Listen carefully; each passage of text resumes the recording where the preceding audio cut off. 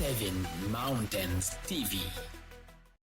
Alright, mumeze mute, reka mbasuhuze kandi mbifurize kugubwa neza, reka nizere ko muri amahoro kandi nizere ko muguwe neza. Imana irabarinze, nanjye irandinze, ndabona ubuzima bugenda kandi ndabona mu by'ukuri ntacyo ndimo ndashinja Imana. Kandi namwe nizere ko ari uko ntacyo muriho umushinja Imana.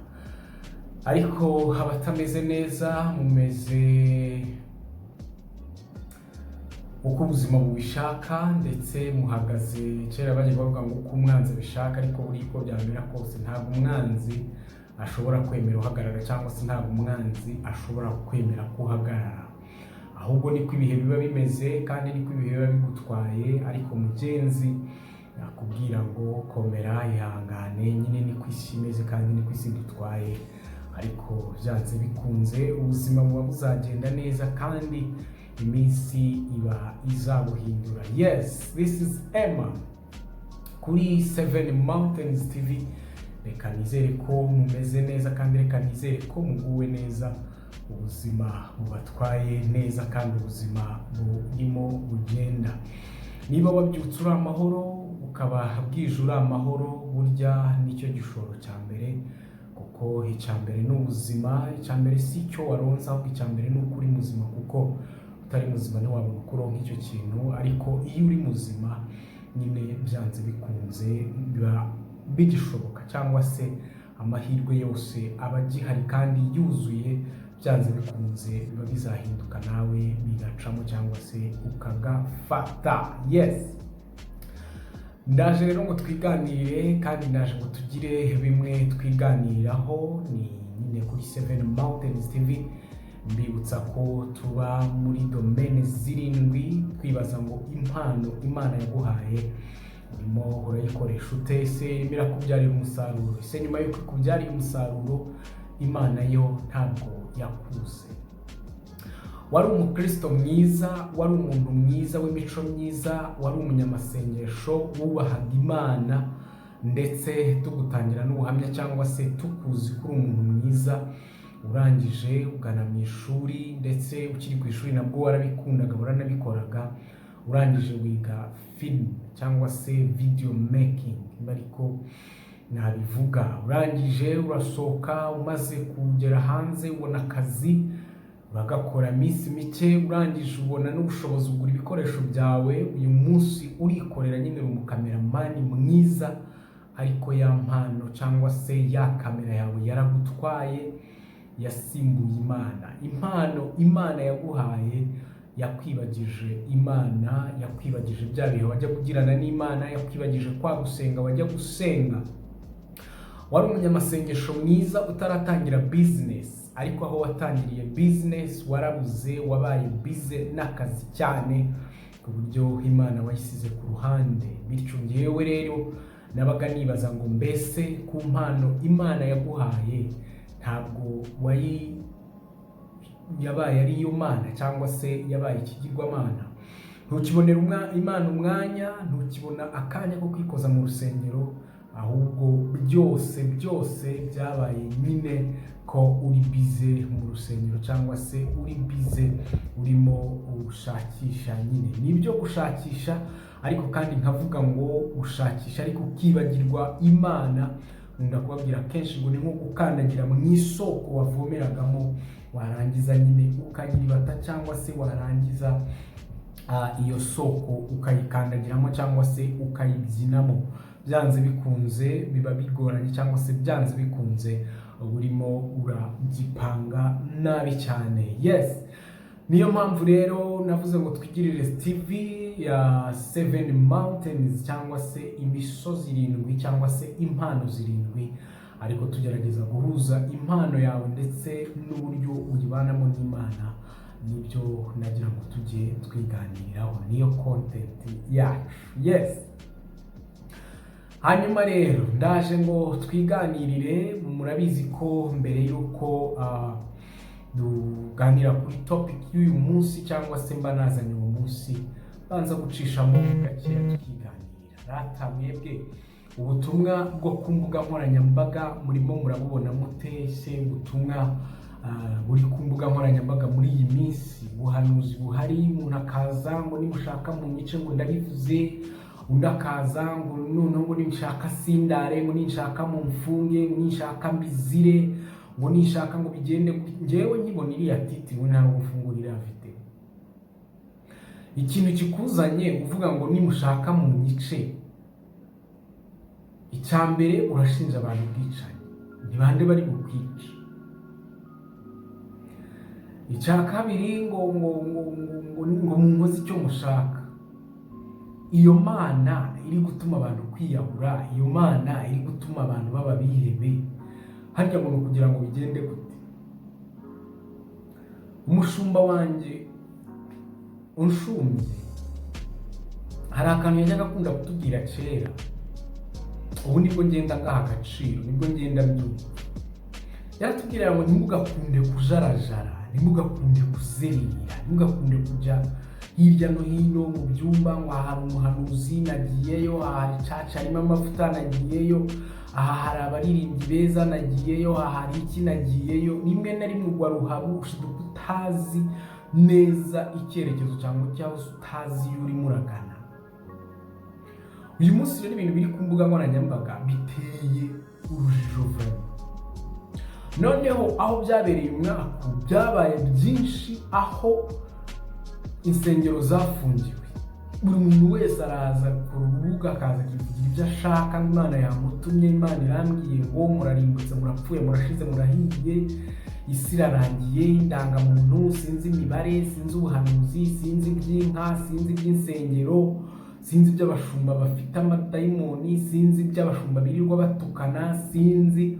Noneho ugasanga umuntu yacanganyikiwe neza, yabuze icyo yerekezaho amaso cyangwa se uko yabigenza. Ariko ngewe nkavuga ngo uramenya ugundira icyo ufite, cyangwa se uramenya ugundira icyo wamenye, hatagira ukuyobya cyangwa se hatagira ukwaka ikamba ryawe. Naho ubundi ubutumwa bwo ku mbuga nkoranyambaga ubwishinze wagaruka cyangwa se watakara cyane.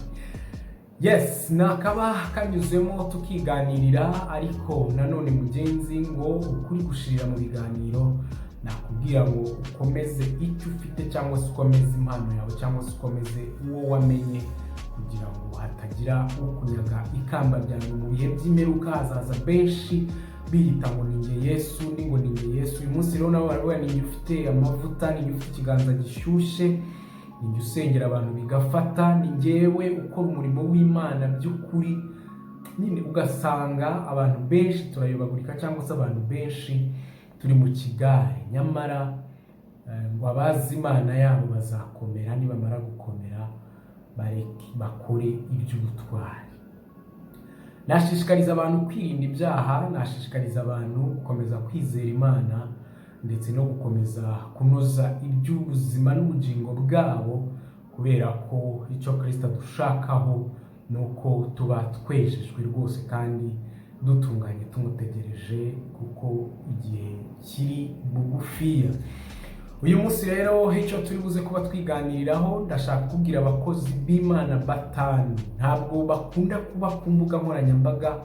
Yewe rimwe na rimwe wasanga batanazwi cyane, niyo bavuzwe bavugwa gakeya, ariko naje gusanga bariho imbuto z'Imana, bariho umuhamagaro w'Imana, bariho gukorera Imana by'ukuri, bariho kugarura abantu kuri Kristo, bariho bavuga ubutumwa bwiza bwa Yesu, uko Kristo yakijije abantu, uko yapfiriye abantu. Ntabwo barimo bigisha ibintu bya prosperity, ntabwo barimo bigisha ibintu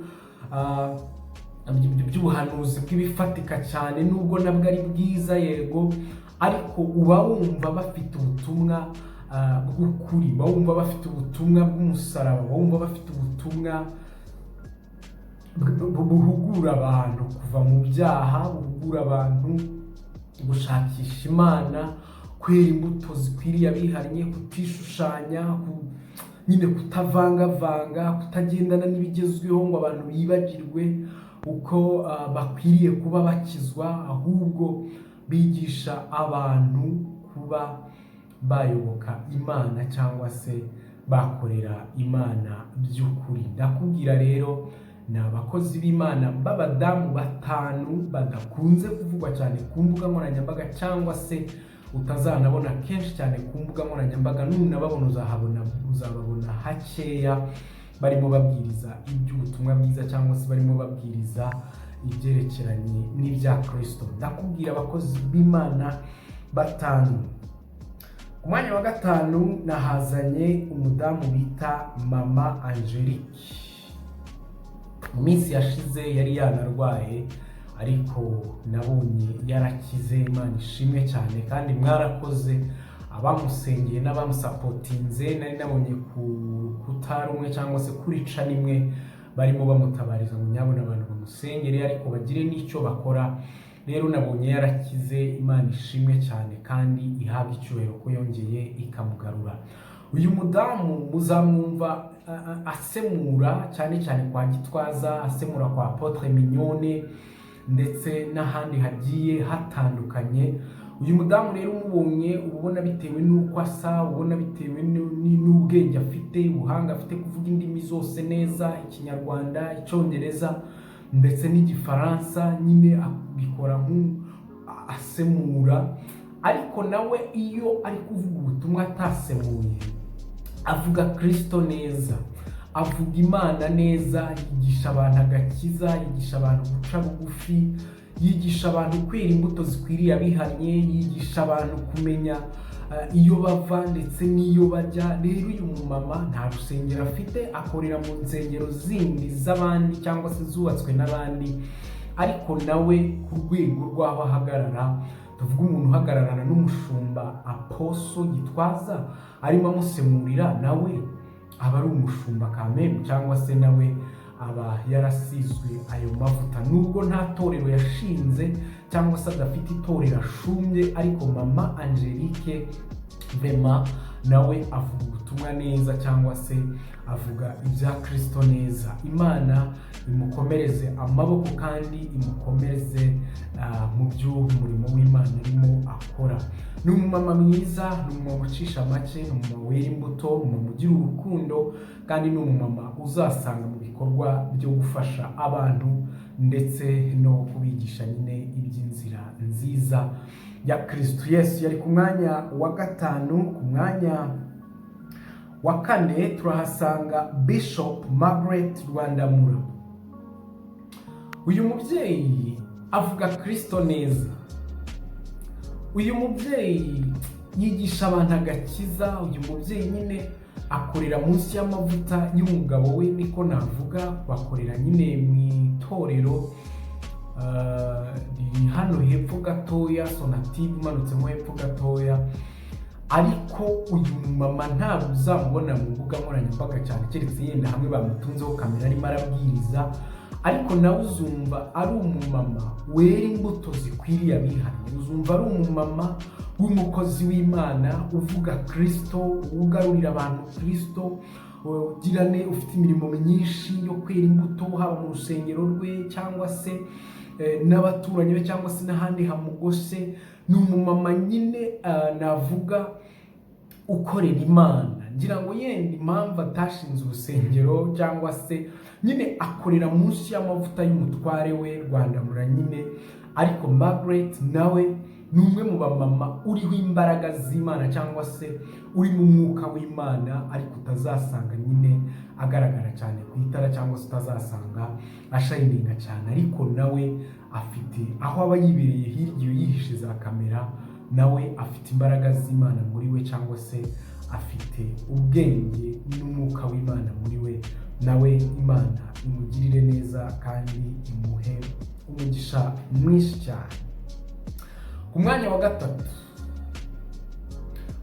gatatu turahasanga Mama Bishop Masengo, cyangwa se Mama Bishop muri Foursquare. Ni umumama uretse nabo iminsi church yabo ibaye mediatize, basigaye babwiriza nyine biri live ku ma YouTube yabo. Nawe ni umumama utarakunze kugaragara cyane mu mbuga nkoranyambaga. Ni umumama cyambere wifashije, ufite by'ubutunzi, afite akazi keza akora, agenda mu modoka nziza.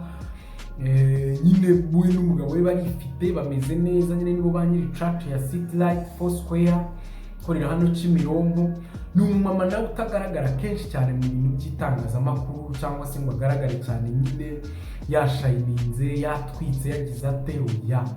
Ariko iyo afashe mikoro arimo arabwiriza cyangwa se arimo arasengera abantu, twigize guhuraho rimwe turaganira bisanzwe nyine n'inama nari ngiye kumugisha, arangije nyine numva amagambo amuvamo, numva ubwenge afite, numva n'ubwenge bw'Imana, numva vraiment nawe avuga Kristo neza, numva araganisha abantu kuri Kristo, numva arayobora abantu neza, numva nyine nawe afite ubutumwa bw'umwimerere buri original butavanze, bibona ko yatojwe neza kandi bibona ko afite Imana muri we. Ni umunyamasengesho, ni umuvugabutumwa nyine akorera muri Foursquare, nyine nawe akorera munsi y'amavuta y'umutware we, ariko navuga ngo nawe yatojwe neza kubera ko nawe avuga Kristo neza kandi nawe arayobora abantu ku Mana.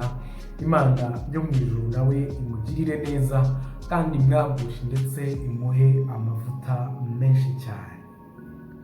Ku mwanya wa kane rero turahasanga Pasteur, yari umuvugabutumwa usanzwe ariko mu minsi yashize nawe yaje gusukwaho amavuta ndetse bibaye vuba cyane. Ni umudamu bita Kanziga, ubu ni Pastor Kanziga, nawe ni umuvugabutumwa cyangwa se ni umuntu uzumvana ubutumwa bw'umwimerere, ni umuntu uzumvana kuvuga Yesu neza, ni umuntu uzumvana kwigisha abantu kuva mu byaha, kwigisha abantu iby'ingeso nziza, kwigisha abantu iby'imico y'ubumana, kwigisha abantu iby'ubwami bw'Imana n'imibereho ya Gikristo, adaca ku ruhande, atavangavanga, atitugatuga ngo avuge ngo Imana irambwiye ngo kandi ntabyo imubwiye.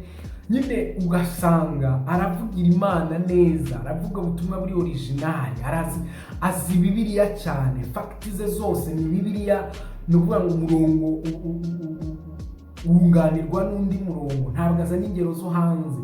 Niyo ari mu biganiro bisanzwe gutya yagiye nko kuri YouTube runaka kuganira, aba afite Bibiliya yaho hafi, akumubaza ikibazo akigusubirisha Bibiliya, bivuga ngo yamize Bibiliya, ariho ubwenge bw'Imana, arimo umwuka w'Imana, arimo amagambo meza yubahisha Imana.